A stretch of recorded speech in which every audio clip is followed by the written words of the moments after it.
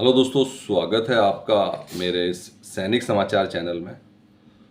दोस्तों, आज की वीडियो में बात करेंगे 8वें वेतन आयोग पर एक बार फिर से फाइनल जो कहते हैं फिटमेंट फैक्टर जो है कितना होना चाहिए। अब इस पे चर्चा तेज हो चुकी है और इस पे जो डिस्कशन हुआ था उस हिसाब से अब फिटमेंट फैक्टर कितना मिलना चाहिए, जेसीओ जवानों की सैलरी में कितनी बढ़ोतरी होगी और कौन कौन से फिटमेंट फैक्टर हैं जो कि अभी जिनके ऊपर डिस्कशन चल रहा है। जो शुरू में 2.86 और 3.68 की बात कर रही थी, कहीं ना कहीं उन पर अब डिस्कशन नहीं है। अगर हम प्रैक्टिकल बात करें तो यहाँ पर जो है एग्जैक्ट कितना फिटमेंट फैक्टर होना चाहिए और किस तरीके से जो है उस फिटमेंट फैक्टर के बेसिस पर क्या सैलरी में 50% की बढ़ोतरी होती है, 60% की, और कौन सा ऐसा फिटमेंट फैक्टर होना चाहिए जो कि नहीं जिसके ऊपर केंद्रीय कर्मचारी जो है मानेंगे। क्योंकि अल्टीमेटली फिर यहाँ पे डिस्कशन ये आ रहा है कि अगर उससे कम फिटमेंट फैक्टर होता है तो वेतन आयोग का कोई मतलब नहीं रह जाता। अगर 10 साल बाद अगर वेतन आयोग आता है और उसके बाद अगर फिटमेंट फैक्टर इससे कम होता है, उसके ऊपर प्रॉपर जो है एक जिसको कहते हैं कि एक बॉटम लाइन खींच दी गई है और इसके ऊपर अब डिस्कशन तेज हो चुका है।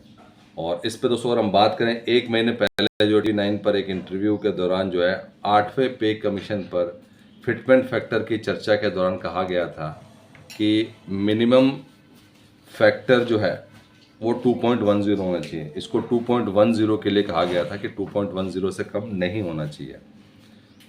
और मैक्सिमम की बात करें तो उसके लिए तो कोई स्पेस ही नहीं है, वो तो आप 3.68 दे दो। लेकिन एक्चुअल जहाँ पर जो केंद्रीय कर्मचारी हैं, पेंशनर्स हैं, उनका जो है उनको बेनिफिट मिले, जो वास्तव में 8वें वेतन आयोग का बेनिफिट है, उसको देने के लिए मिनिमम 2.10 की बात की थी।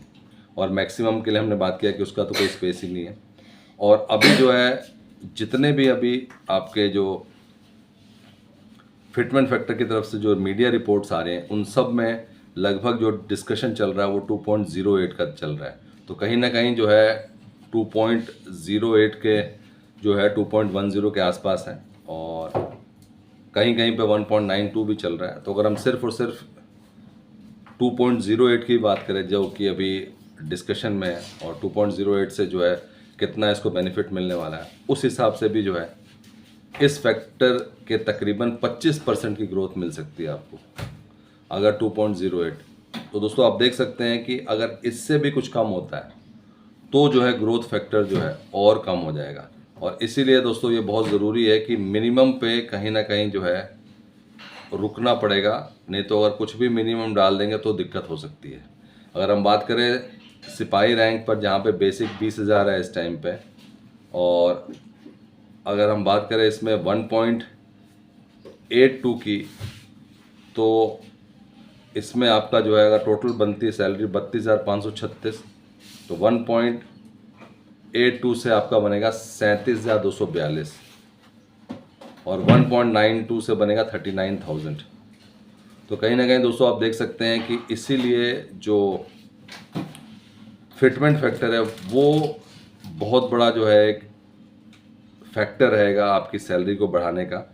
अगर 2.48 करते हैं तो यही जो है 32,536 से बढ़कर जो है आपका 50,000 के आसपास जाता है।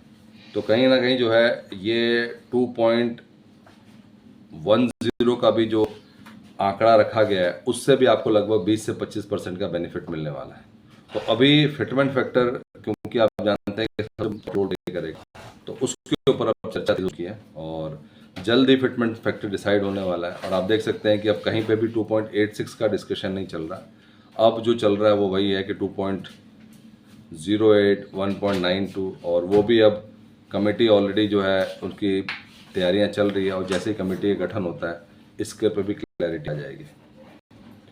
दोस्तों ये था आज का इम्पोर्टेंट अपडेट, जहाँ पर अलग अलग फिटमेंट फैक्टर पर क्या क्या जो है सैलरी, और हम बेसिक सैलरी की हमने बात की, जहाँ पे सिपाही की अगर सैलरी की बात करें 32,000 से 1.82 पे 37,000 और 1.91 की बात करें तो 39,000। तो मिनिमम 39,000, 1.92 तो कहा ही जा रहा है, तो उतना आपकी सैलरी बढ़ सकती है। वीडियो को लाइक कीजिए, शेयर कीजिए और सब्सक्राइब करना ना भूलें। Thank you for watching this video.